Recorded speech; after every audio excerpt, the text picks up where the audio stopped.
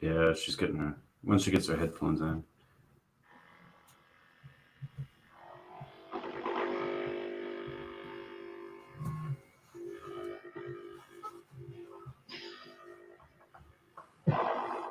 Live?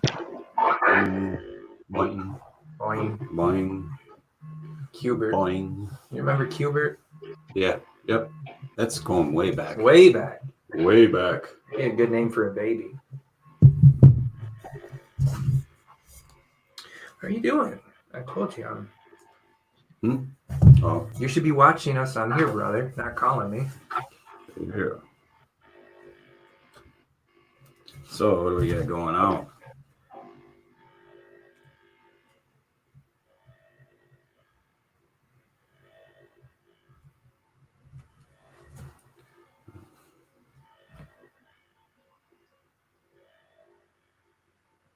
You hearing that feedback, Vanessa? No. Oh, wow. There's a lot of feedback. There. Of course, my headphones aren't showing up on the Bluetooth. That's probably what it is. Did that fix it? No, they're not connecting. Oh. They're not showing up at all. I could switch to my phone and they show up there, but Yeah, you could do that too. You just gotta hold it, that's all. It works out just the same.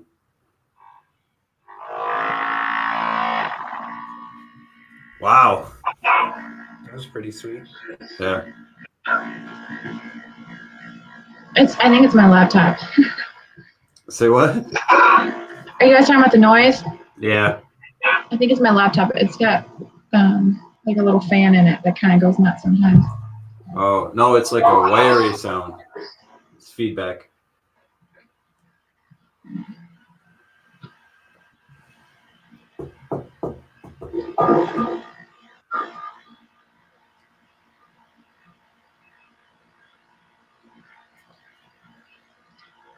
Man, coffee is good.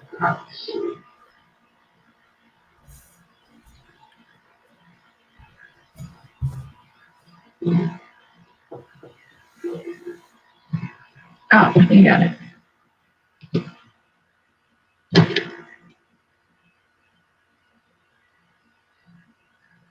Okay. Is it better? I can still hear. I can still hear a little bit. Hang on. Really? Because I'm on my earbuds now, so I don't know why. Is your microphone like all the way up?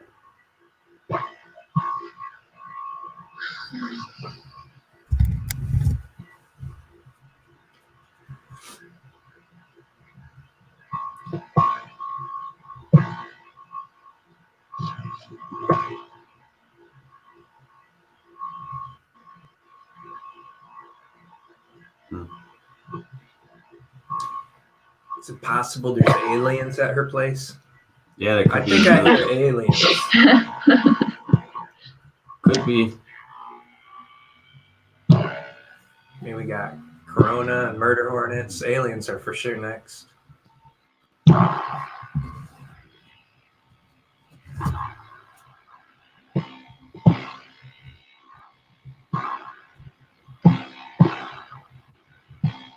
Yeah, we're like all.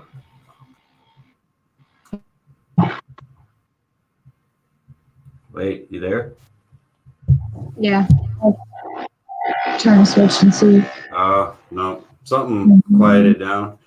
And then it. Wait, what are you doing right there? If you can hear us. Yep. No, I was just checking stuff out. Yeah. You might have to go to your phone. There's a lot of feedback. It's like. Yeah. All right, I'll switch. Yeah.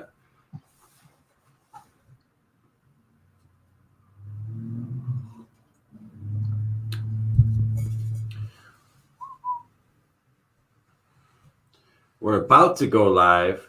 We are live. We are live. We are live. It turns out. As it turns out. Luck would have it, we're live. We're about to talk about things. What things are we going to talk about? We're going to talk about what to do if you're going to have maybe host a gathering that there could be drinking taking place at, Yeah. and you know somebody who's in recovery that you want to invite perhaps, but you're not sure if you should, what you should do in situations like that, how to approach that delicately, I guess. That sort of thing. And because we're live. Because we're And live. we're going to talk about that. We're going to talk about that live. Well, we're going to wait for some people to go ahead and jump in. And Yeah. Including Vanessa. Our guest. Yeah, and we'll talk about how that came about. Any minute. She's going to reappear. Any minute the aliens will beam her back down. Any minute. And she'll rejoin the show. And we'll hear her clearly and have a conversation. A conversation? What? All right, well, as we're getting going here, we got to tag some people, get it out there. This is a really interesting topic, whether you are in recovery or not. It kind of goes both ways. Hey, Kim, if you're here, say hi, give us a shout out. We'll give you one and tag some people. We have a guest today.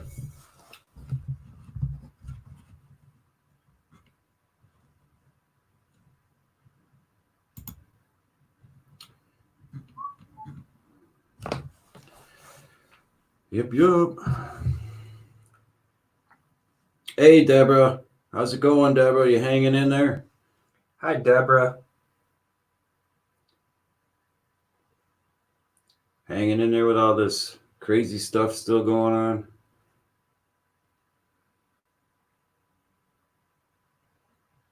Yeah, we got a really interesting topic today, I think. I'm sure.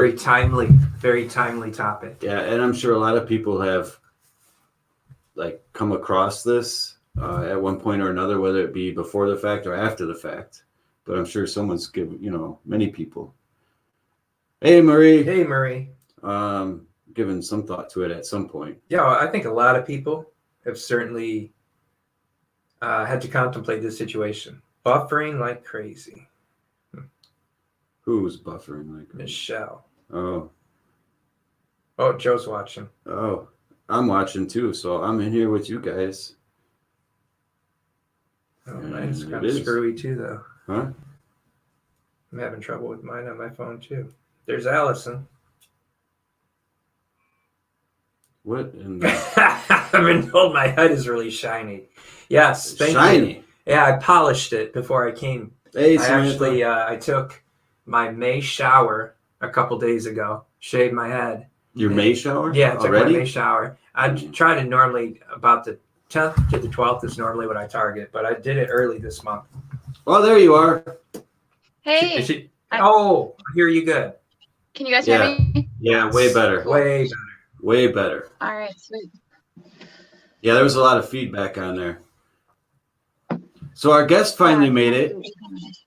Our guest made it. And I was backstage for a minute there. Backstage. That's right.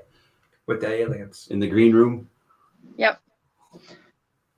So, So today, we kind of hit on it a little bit earlier, but today's topic has to do with basically how are you going to act or react, whether you're in recovery or someone who's not, and you happen to throw a barbecue or a party. Because it's that time of year. It's that time of year. But there's a lot of other things, holidays, things like that come across quite often. Memorial Day. Yep. Good example.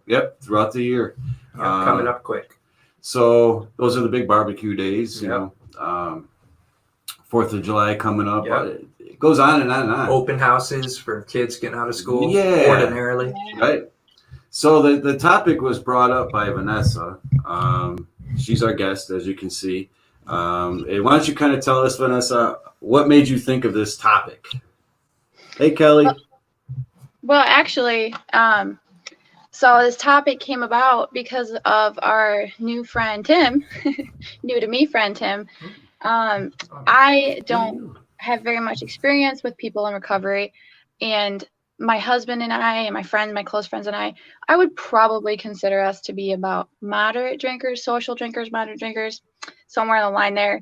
And we just bought a new house. And once all this virus stuff is over, we're excited to have a little get together. There will most definitely be some drinking there. So, of course, I want to invite Tim. But truthfully, I was a little bit nervous because knowing that there will for sure be drinking there, I mean, I don't want to be, I don't want to put him in a weird spot or, I just really started thinking about how do I approach this? And that's what got me thinking about the topic. How do you walk that line where you're being respectful, you're being mindful, you're acknowledging, but you're also not excluding? Which is key, because I think if you don't invite somebody, of course it's situational and it always will be.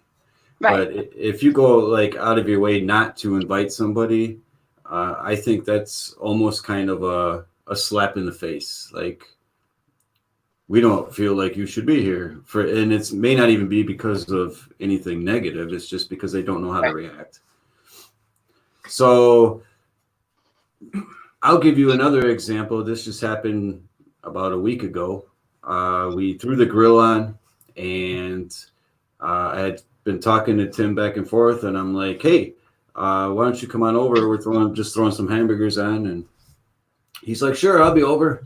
So he shows up, but then I totally forgot, I don't drink, but it's pretty rare that I drink. But that day, it was nice out, sun was shining. And I thought when I got out of work, I'm like, hey, I'm going to have me a beer tonight, right? And kind of kick off the grilling season. Well, Such a dad. Dad. Well, hey, hey, you're out of the house, all right? I'm allowed to do this. So Tim shows up, and then it hit me like, boom, I don't need to drink, right?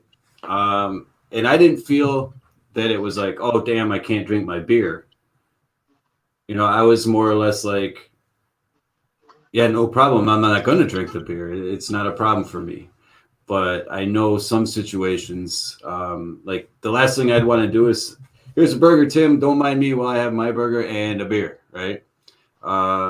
Because I know how Tim feels, and I know how, I don't want to say how he feels, but his line of thinking is. And I would never do that to somebody. In a group setting, I think it's a little different. And why don't you talk about how your perspective is on that? Yeah, I guess, Vanessa, I'd be like, I'm happy that really it even crosses your mind. You know what I mean? It's like really not your responsibility. But I think somebody in my situation appreciates when someone else is at least thoughtful enough that whole scenario plays out in their head. Ultimately, this is like your celebration, right? This is your house. This is a big moment in your life, your family's life, and you guys should celebrate it accordingly. Personally, I'm just like flattered to get an invitation. And again, I would say that I appreciate that you express some concern, to Joe. And generally, I think that's all you can do. I think if anyone has somebody, a friend in recovery, and they're having like a shindig, and they would ordinarily invite that person, but they're kind of concerned, I would say just go ahead and invite them. I mean, it's really up to the individual. There's going to be temptation all over the world. They can make the decision if they feel like, I'm early in my recovery, I'm not comfortable being around drinking. They can always say that. They can always just say, hey, I'm washing my hair, I can't make it that night. Fold my socks. Yeah. I mean, they can figure it out.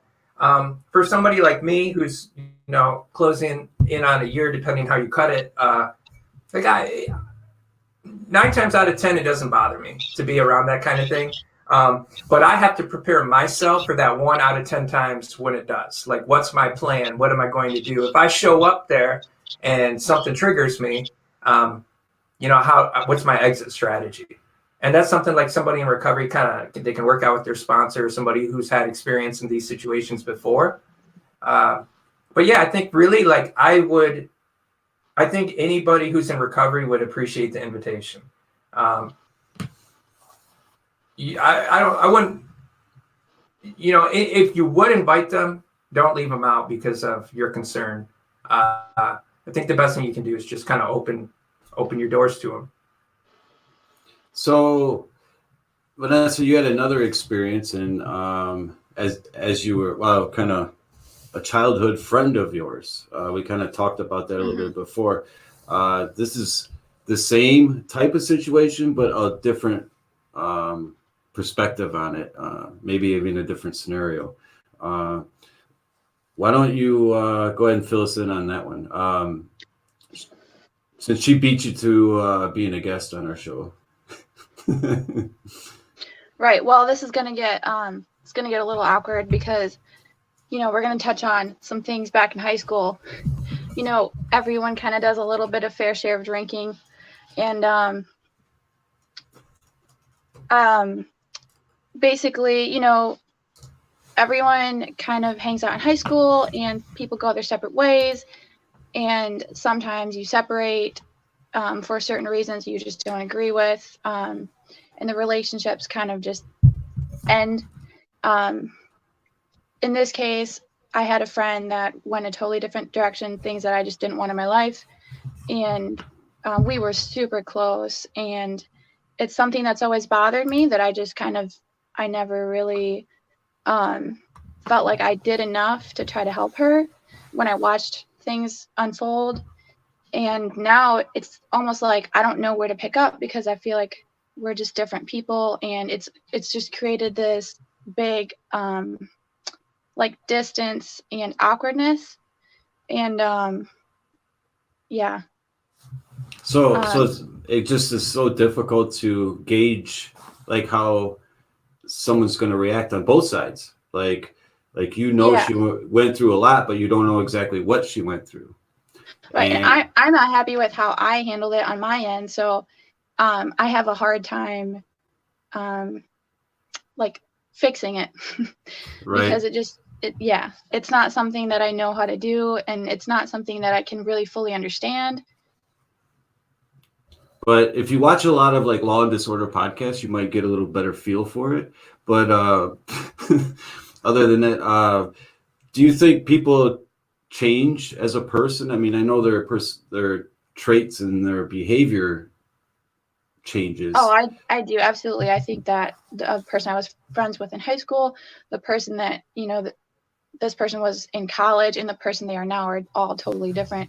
Um, and like I said, it's hard to know how to re-establish that relationship at this point. And I think that's the reason this podcast is so awesome, is to kind of talk about it, open the conversation, and give people like me who I'm so scared that I'm being ignorant and offensive when I touch on the subject at all, or what I overthink, like, do I invite somebody, do I not invite somebody?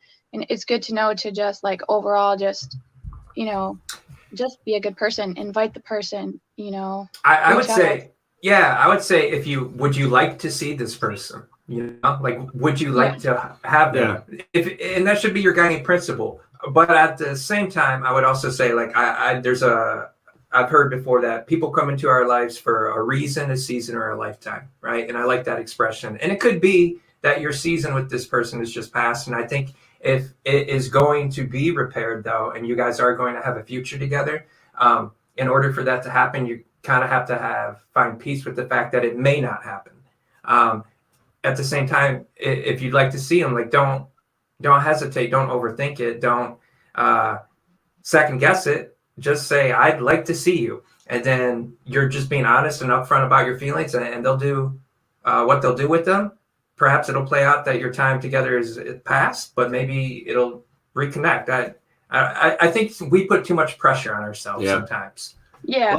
Well, and people change as well. Like in high school, you guys really the only you had a lot in common through the partying and the hanging out and the high school Yeah. drama, and a lot of people always say like, hey, when I got out of high school, graduated, like I don't have contact with a whole lot of people.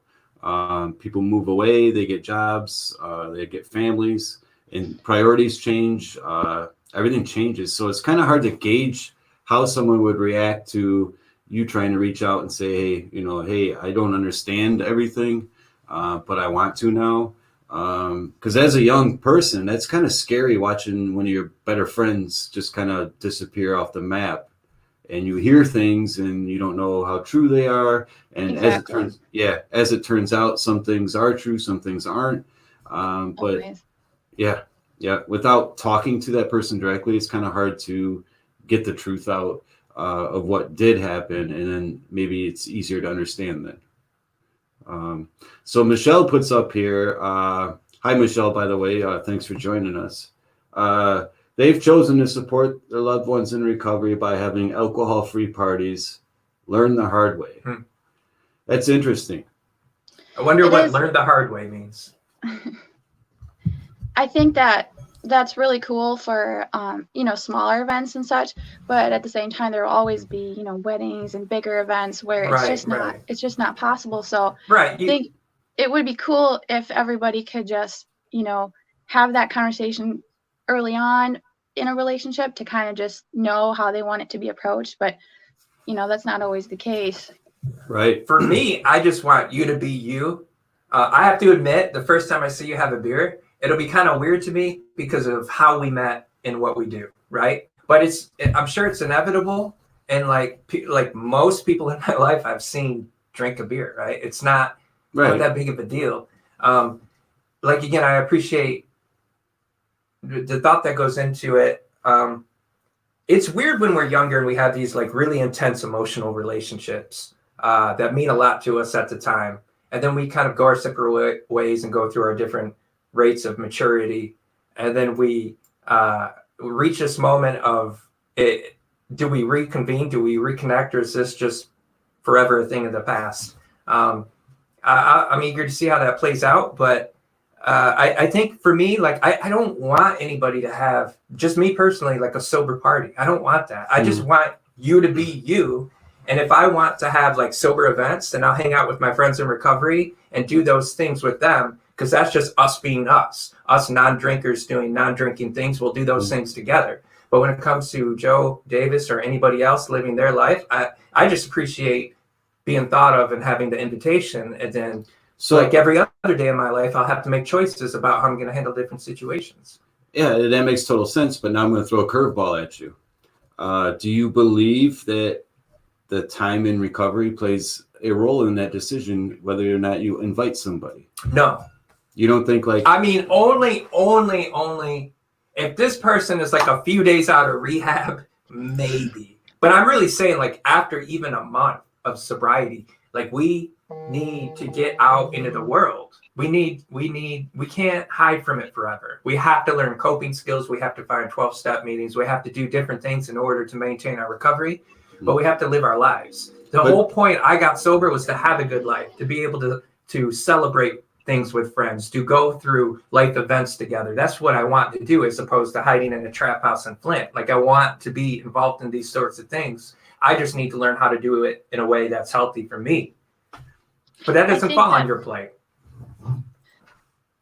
I think that this comment right here about the thin line between consideration and alienation, that's something I was thinking about with alienating people. If you're not inviting people just because you're like me and you're overthinking it or whatever, I mean, that could potentially long-term be worse for the person, I imagine, because when you start to feel sad and, you start to feel like you're left out, I feel like that could be just harming their recovery.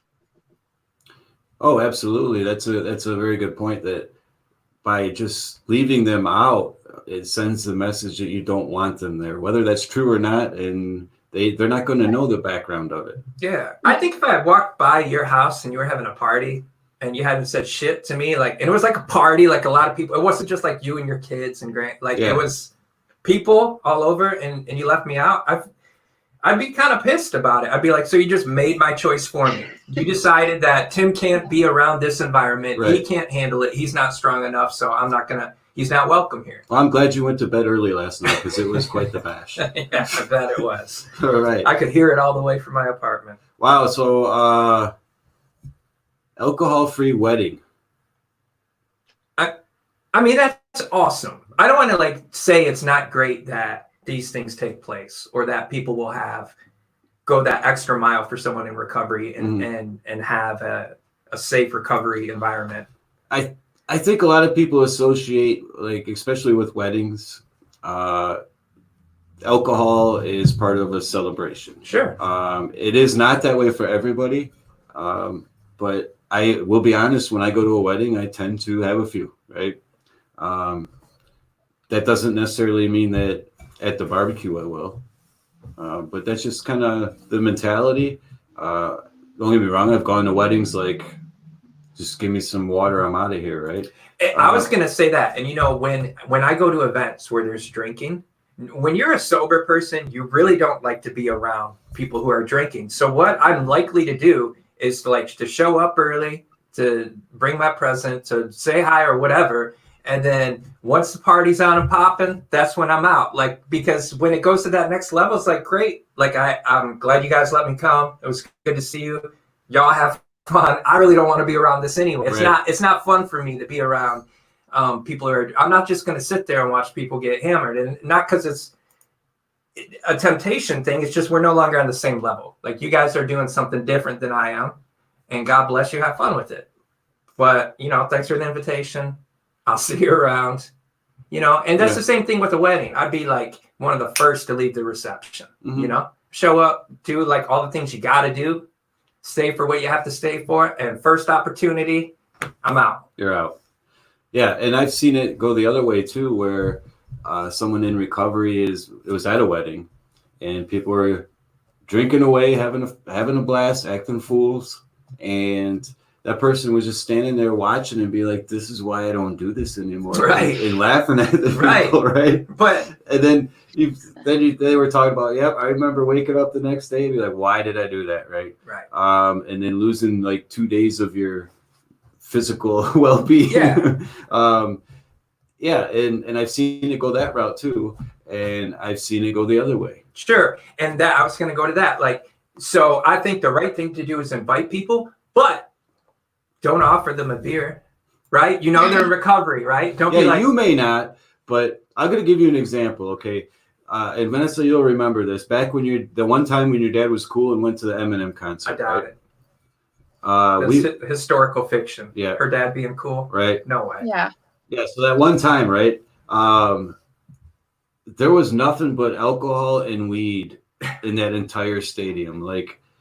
Now I figured out why the Tigers had such a shitty season because they were high. Right, contact buzz for the next 45 home games. But I could see just with the music, right, being a trigger for some, right? Yeah. Oh, yeah. There are certain Eminem songs that are a trigger for me. Right, and then you smell the weed, right? Oh yeah. And then you see him drinking. Right. I think that compiled that's a dangerous situation. If I were to go to something like that, I would really prefer to go with someone else in recovery so that I'm not hanging out with someone who's lighting up a joint, right? I didn't light up a joint. Right. And I didn't have a beer. And you also aren't in recovery and didn't have the temptation of doing that. And if you did, it's a whole different thing, right? Right. But so I could go with my brother to that because I know my brother, if he's hanging out with me, he won't drink, right? He'll drink just like you guys. But if he went to a show with me, he wouldn't.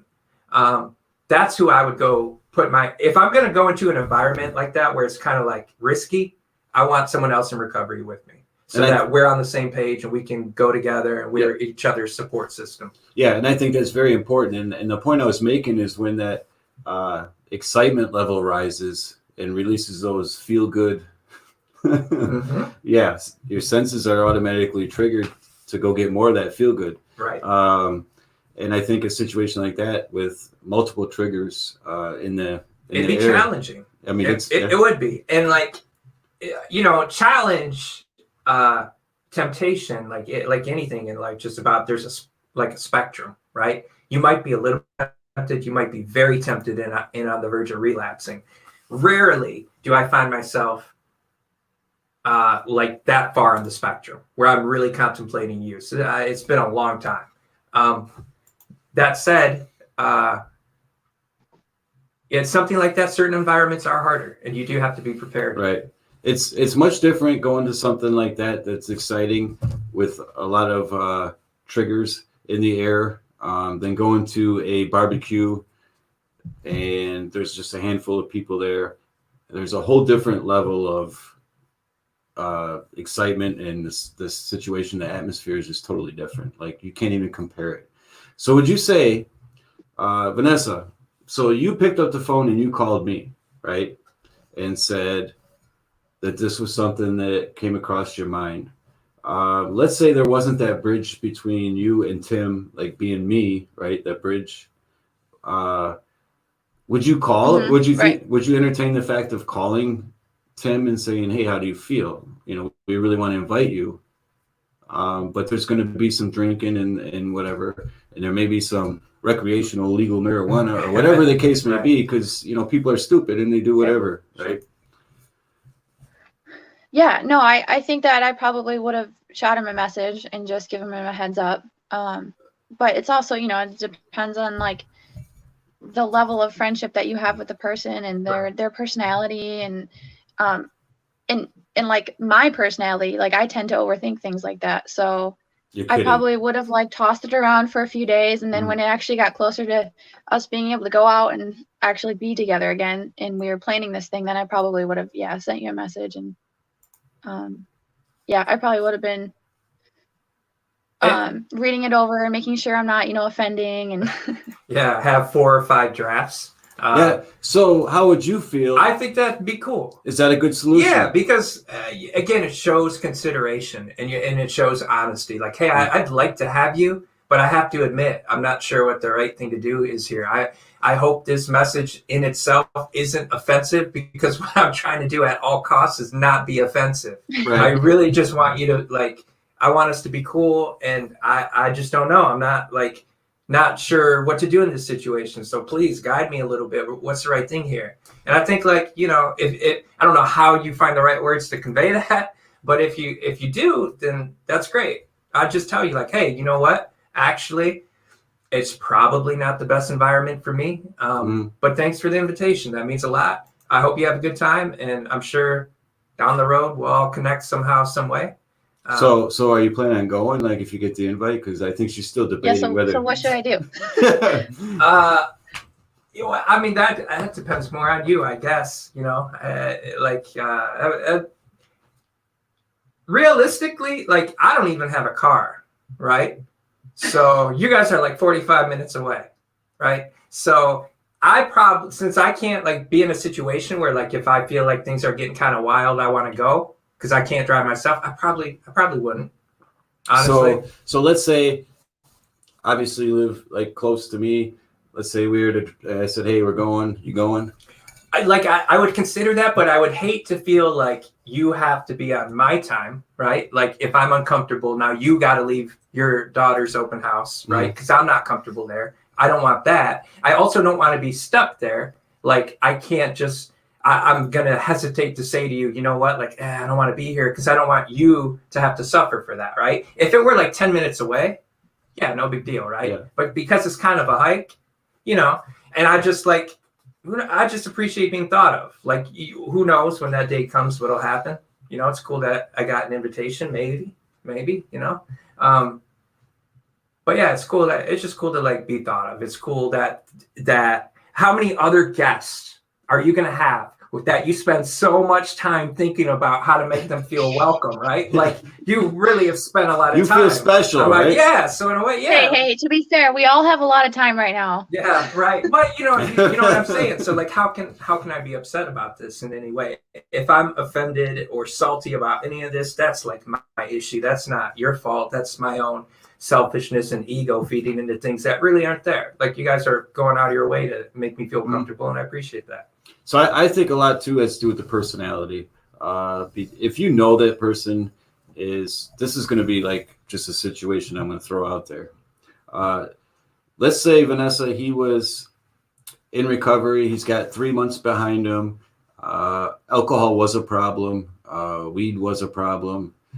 And that was a problem. Yeah, you know that 3 months ago he was a complete mess, and he was clean for about 4 weeks before that, and had another 4 weeks behind him. Struggling on and off. So he's struggling on and off, and he's the personality where he's let's have a good time, outgoing and just ready to rock and roll. What do you think your thoughts would be at that point? Would you ever See, override?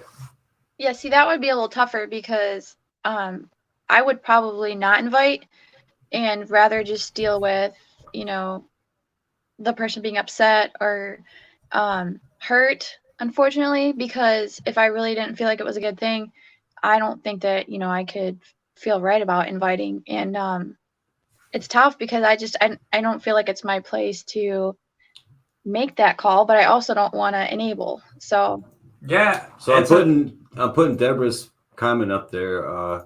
Don't judge. Does that play, or do you feel like you're judging someone at that point? right, that's exactly my fear. But at the same time, I have to go kind of with my conscience and like, if I really legitimately didn't think that it would be a good thing or that the person would be able to handle it, and it may open up a whole, you know, can of worms, I don't think that I would be able to. I don't think there's anything wrong with that either. I mean, again, like when something we say all the time, Joe, is like so much of this is situational, right?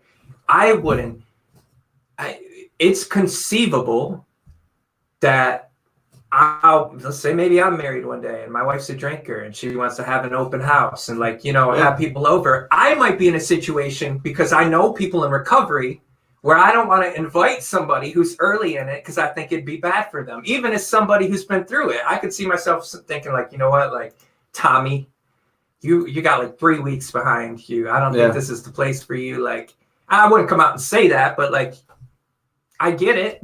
I totally get it. So here's another scenario. Let's say Tim goes to your party, right? Mm-hmm. And he's kind of over there chilling out, and there's probably, let's say there's like 70, 80 people there. Okay. And it's a drink fest, right? People are drinking, they're playing basketball, doing whatever, playing horseshoes. Are they drinking Labatt Blue? Whatever you want. Oh, man. I hope not. Ooh. So, you know how it is when people get together. They're like, here, man, have a beer. Yeah. So, what do you feel it's Tim's responsibility to be like, hey, man, I'm in recovery. I don't need that pressure. That's not even how it would go down. Or do you think it's your responsibility to kind of let people know on the down low that, hey, don't give Tim a beer. Like, don't offer him a beer. Put him in that spot. Yeah, I think that's where, like, it's important to have, you know, like, the actual conversation with the person one-on-one, because I think it would be horrible to, I mean, at least that's how I feel, to just whisper about the person, let everyone else know, and create all this tension and awkwardness, you know, and have people strike up a conversation and be like, oh, this is Tim, you know, I'm not supposed to hide my beer. And, right. you know, I just feel like that would be horrible, especially like for you to kind of realize that, like, oh shoot, you know, everyone is treating me differently. Yeah, I wouldn't want to be a effing talking point, right? Like, well, I wouldn't. It would only be that, you know, the more people drink, the more they're gonna walk by you and go like, look, there he is. If he brings it up, but not stay away from him. You know, he might steal your beer and then help you look for it. We have so many people now in recovery that I don't think, like, I really don't feel. The only time I feel awkward around drinkers is when they're like drinking hard, like when they're really like in party mode. Then it's like, it's not the place for me. But it's not that big of a deal. Like, I really don't think it is in that scenario where someone is like struggling, wrestling with it right now. Like, they are in and out of rehab and they're relapsing. They're having like these 3 and 4 weeks stretches of sobriety, like you said. That's a different thing than somebody who's like solidly, firmly in recovery. And you just got to use your best like discretion. Everything is situational. It's hard to create these scenarios and say, here's the answer, here's the solution, here's what you should do. Right. Of course, I can say, like, I'm just happy to get an invitation. I feel comfortable around people drinking. At the same time, it's not fun for me if they're drinking too hard, because it's just we're on a different level. But I mean, to each their own. I want people to celebrate life. I want to see people happy. I want to see people doing things like buying homes. Well, that's kind of what you're doing right now, is celebrating life with your recovery. I mean, that's why I got into recovery, is to be happy, to have a better way of life. It's just mine looks different than a lot of other people's. The way I celebrate, the way I have a good time is different. So dealing with it, like in the addiction, a lot of times it's a personality disorder which contributes to the addiction. Yes. So there are people who cannot resist the peer pressure or the willingness to impress others. They feel like they always have to be accepted and part of the gang. Yeah. And I think that brings a whole new perspective into it. If you know, as someone who's having this party, or barbecue, whatever the case may be, at that point, I think you're almost contributing because you know they have a weak spot, and that weak spot's what got them down that bad road to begin with. I personally, I'm going to be honest, I would have a problem with. Like if I knew someone who had a personality disorder that contributed to the addiction, is a major role in it, because a lot of times it is. But let's say I specifically knew this person struggled with that, I would probably just kind of not, because I wouldn't want to be responsible. Sure. You know what I'm saying? Yeah. Feeding the animal. Right. And you know this person has a problem, and now they're drunk in your living room. Yeah. Nobody wants that. Like I understand you. I understand that. So it is. I think like you've said it a couple of times, Vanessa. Having that conversation is probably important. That one-on-one conversation behind the scenes. How do we handle this together? Yeah. So, how do you feel about that, Vanessa? Like knowing that they're weak in that aspect because of a personality disorder. Yeah, that would be tough, especially if you do have the conversation with the person and they're like, "Oh yeah, cool, I'll come," but deep down you know that it's probably not a good idea. That I don't know what I would do in that situation. Yeah. I don't know. Yeah, it's a tough one, but see, here Kim brings up an interesting point. It's different for Tim because he's around addicts on a regular basis. He's also around people in recovery on a regular basis. So being around someone drinking or whatever would affect him differently than a lot of others.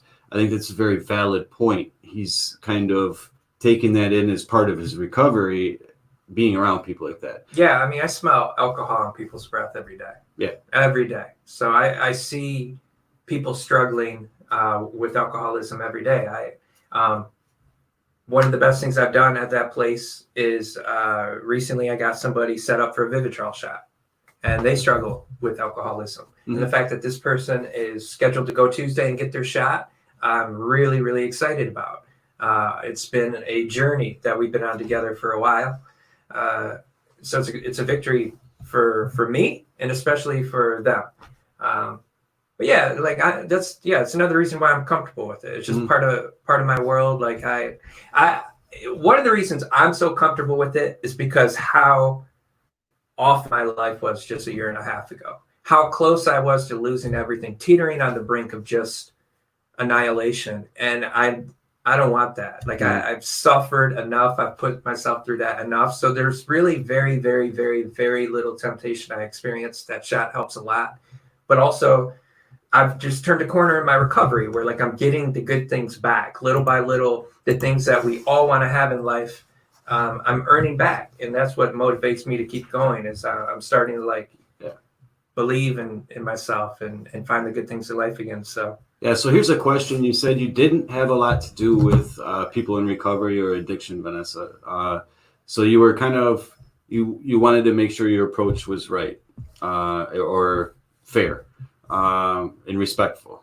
So let me ask you this. When you're going through your list, I know you have a couple of friends, I've seen them with my own eyes, that overdo it with the drinking and are a royal pain in the ass every time they show up. So can't wait to meet them. Right. So how much thought do you give, like what's the amount of thought you give to someone like that who you know is going to be all over the place, breaking things, possibly starting disagreements with people. You're going to have to find a place to put them down like real quick before things get out of hand. You sound like a deputy right now. So, I think you've done this before, Joe. Do you give more thought to that? Because that's an accepted, socially accepted behavior, right? When someone goes to a party. Okay, so do you give more thought to inviting that person that you know is going to create havoc? Or was it more thought to Tim's situation? Well, at this point, those people just don't get invited. At this point in my life, we're at, I don't see much of those people anymore. Maybe a few years ago, there were people around still. And, I guess really at the time we didn't think much of it because it was fun. Everybody's having fun. And then the next day it was like, well, this is kind of a bummer. And, this got broke. And man, he broke something last time too. And it does kind of slowly fade out. But at this point in life, no. If someone's blatantly going to be an asshole, then no, they're not going to get invited. So they get checked right off the list right away.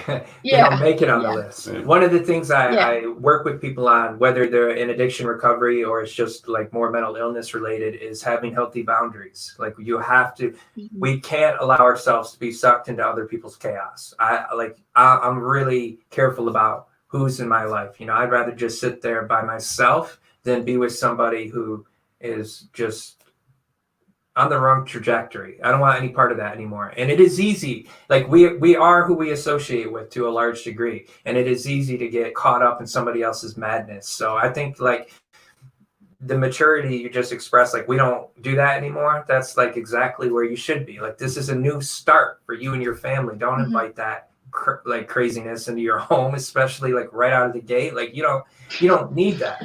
That's not the place for it. Yeah, you don't want to fix. It's tough. It's tough because even like at this point, say a person like that suddenly does turn around and, you've seen them go through all this before over and over again. And you're like, okay, all right, yeah, sure.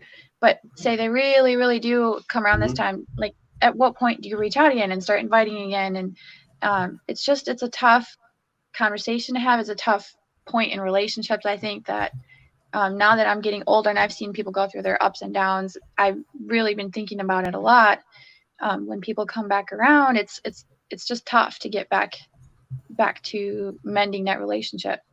Yeah, because you don't know. Like they distance themselves, or you distance yourself from them, and you never know. That person may get married, have kids, buy a house, and have a whole different set of priorities, which eliminates that partying to the extent of stupidity, and they may be all right, but you don't know. Like you don't know. It takes time, right? Yeah. Like when like being in recovery, I just passed like 9 months where it's been in my mind 9 months, right? Because I count kratom. Not everybody counts kratom. Not everybody counts Suboxone. I count those things as me having not been like sober. So I just cleared a milestone that I haven't cleared in years, like maybe decades.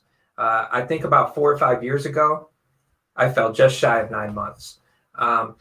I feel differently this time around, but again, it's only 9 months. Like I want the world to be like, oh, he's cured.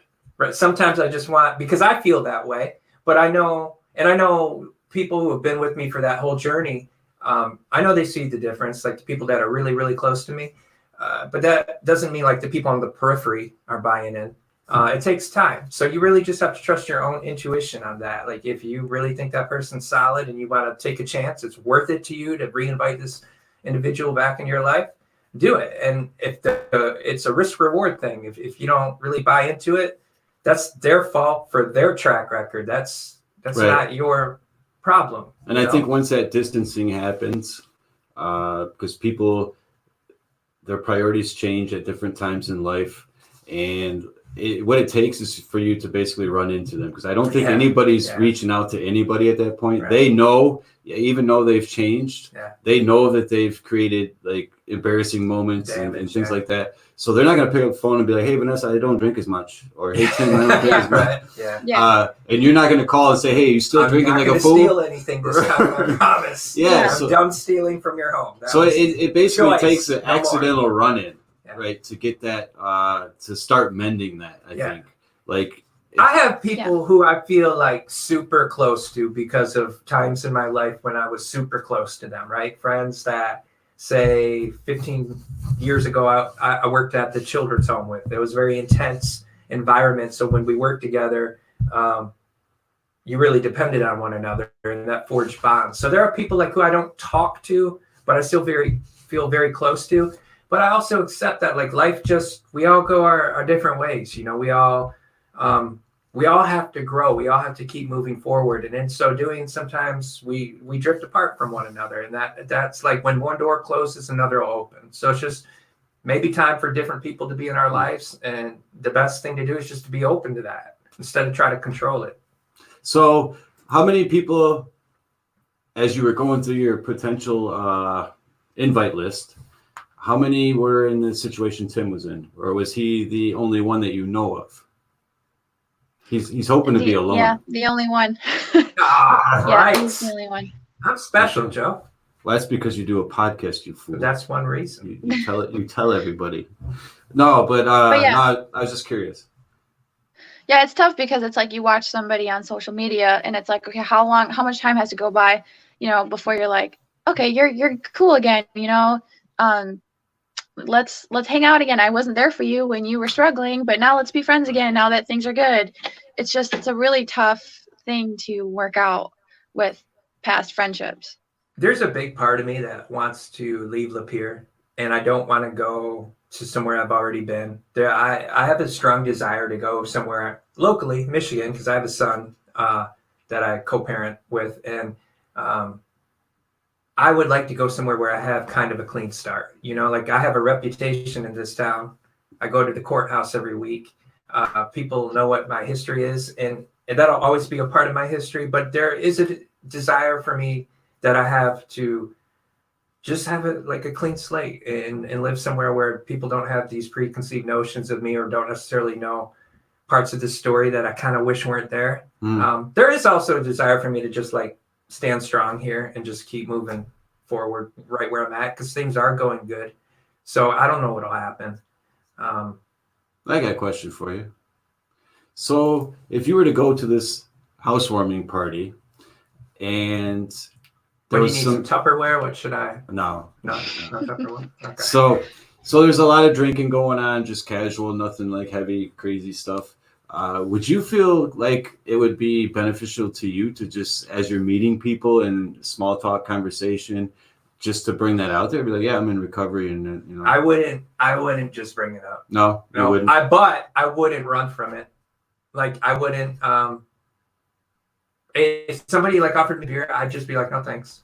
That's it, man. I don't owe anybody an explanation. They can think, well, that's weird, but that's you. And I've learned not to let other people how they think to impact me too much. If I know I'm doing the right thing, then I'm good. So I don't owe anybody an explanation. I don't the people who know me get it, and that's what matters. And if a stranger has a judgment, so we're better off not getting to know each other too much anyway, Right. So yeah, I don't know. I'd just be like, no, I'm cool. Thank you. Have a good time. So are we inviting Tim, or have you decided yet? Oh, I'm coming. No, I've made up my mind. Well, now he knows. Cat's out of the bag. There's a party, Tim. Yeah, no backtracking now. No, I'll be there. Yeah. So well, we do have some friendly friends, so you probably will be offered a beer. Just a heads up. That's cool. You don't have to go tell everybody. Don't offer that guy a beer. You don't have to put the scarlet letter on me. Yeah. He can't have fun. Everybody else can have fun. Well, she was going to make you a shirt. I don't need a shirt. Actually though, it's a thought that somebody in recovery could have. There's a lot of NA shirts and things like that somebody could wear that kind of says, hey, I don't drink. So they don't have to come out and leave say, me the hell alone. Do that, but drink your beer yourself. Yeah, but that's, I see a lot of people in recovery who wear those shirts with different slogans and that's a good idea. Groups they belong to. Yeah, it's not a bad idea, actually. I wouldn't, but I would recommend it if somebody thought it would help them through that process. Then yeah, why not? Yeah. I do so much publicly about addiction and recovery, like this podcast, and I do column writing and my job and just being in the criminal justice system, that sometimes, honestly, I just want to break from it. I just want to be like a person. I don't want to be a recovering addict some days. I just want to be like a regular guy who doesn't even factor in. I know I'm a recovering addict. I know I can't just have one. I know for me, one pill is too many. 1,000's never enough. I understand there's I just can't do it. But some days I don't necessarily, I want to break from being identified as a recovering addict. I just want to be Tim. So it's weird. It's like I said, I've only been in recovery 9+ months now. So I'm growing, I'm changing, I'm learning. But I'm committed. I'll say that. Yeah, and I think once you're committed, and I think you have to make that call yourself. Like, so I really don't know. Like me personally, the only situation that would make me say no, I'm gonna not invite this person at this time would be if I know they're at extreme high risk. Like Yeah.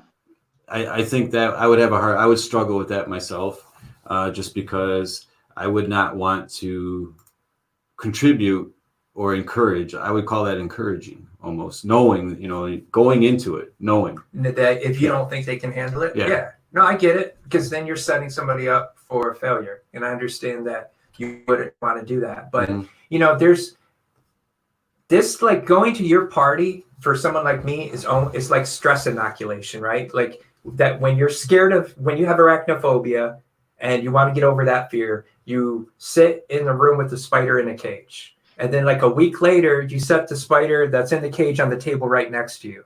And then like a week later, maybe you let the spider walk around a little bit. And a week after that, you can pet it. And then before you know it, it's climbing in one nostril and out the other, and spiders are your best friends. It's kind of the same way. Like I have to learn that the world goes on with or without me. And people are going to do what they're going to do. They're going to make the best decisions for them. I just have to learn how to handle myself in these environments, like weddings and open houses. It's called decision-making process. Yeah, it's I just got to and the more, it's like reps, it's practice. The more often I'm in an environment like that, and I don't have temptation or learn how to resist the temptation, the stronger I become in my recovery. Right. And Kim has an interesting point. She's not in recovery and she doesn't drink, and nobody's ever questioned why she turns. Yeah, people don't. I've had it happen quite often, where I go somewhere, it's a get-together party, whatever, and everybody that knows me knows I have my coffee in my hand at all times.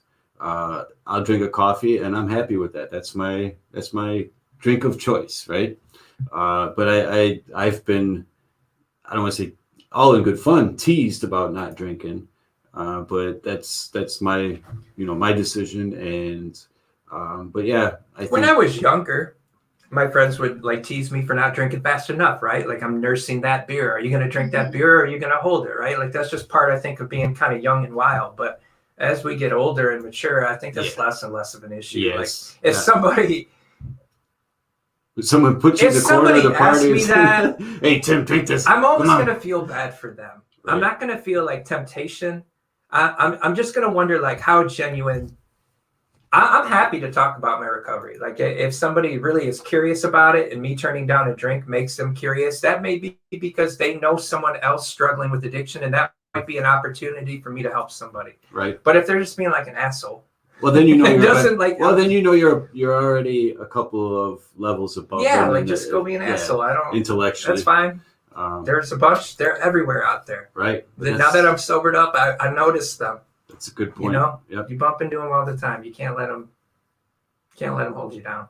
So to sum it up, I guess we could say, probably the best is to maybe talk to that person. I think maybe that's what like the most solid thing that's come out of our conversation with Vanessa is probably just reach out to that person behind the scenes and ask them how they feel. And again, just say like, I'm really trying to go out of my way to be considerate. So I'm sorry if this comes off as the opposite, if this comes off as me being judgmental. But we'd love to have you. Yeah, I'm not trying to be that way. I'm just trying to do the right thing here. And I need your help. I need your guidance so that I can do the right thing and do right by you. Right. And then you can say for future reference. Right? Yeah.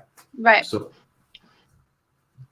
So problem solved. Are you going to invite this goon or what? Cool. Yeah. Well, we'll see. We'll see when the time comes.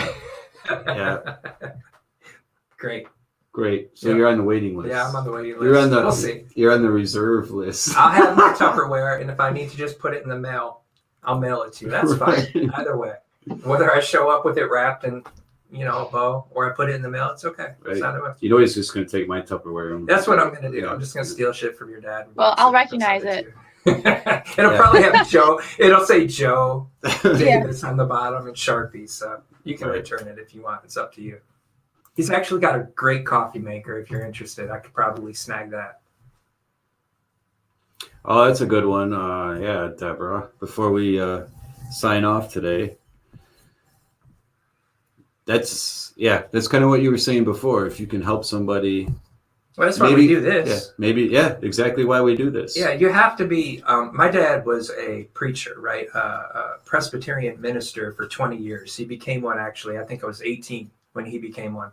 And, he was ready at all times to share the gospel, as he would put it. Now, he wasn't super evangelistic. He wasn't going around just looking for every opportunity to preach. But he was always ready. That he felt like that was his call, was to share that with people at the right time. And so I kind of feel like this is clearly my call in a way. If I don't use my experiences to help other people, I'm shortchanging myself. I'm shortchanging anyone that I can help. So I'm just always try to be ready. So whether it's in a neutral environment like my job, or it's at a party, I can help anybody with their recovery, or somebody who's struggling because they know someone who's struggling. Anytime I can help people. So, Vanessa, I hope that gave you more insight on, It did. Yes. Yeah. Thank you. And I think everybody's going to be, a lot of it has to do with personality. I think we talked about that enough. But yeah, personality has a lot to do with it. I'm pretty sure you feel pretty comfortable where you can say, "Hey, Tim, I'm having a party. If you don't want to come, screw you. It's fine." Hey, But it won't hurt.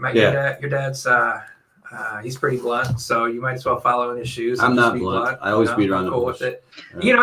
It was a good time to have this topic because it's that time of year with all these holidays coming up and people just itching to socialize. Well, I'm sure a lot of people have gone to drinking at home for entertainment. Yeah. Or to self-medicate. Yeah. From all the there's a lot of that. And so there's going to be a lot. I think it's going to be a lot of partying in the world this summer. Yeah. And, so make sure you watch out for your friends, family, neighbors. Keep an eye on that substance intake, we'll call it, whether it be it could be anything. But keep an eye out. That time of year is coming, and we're going to definitely get hit hard, I believe, once the gates are open, right, and we're free to go. It's going to be a wild summer, I think. Well, yeah, in some states. In this state. Right. That's my belief.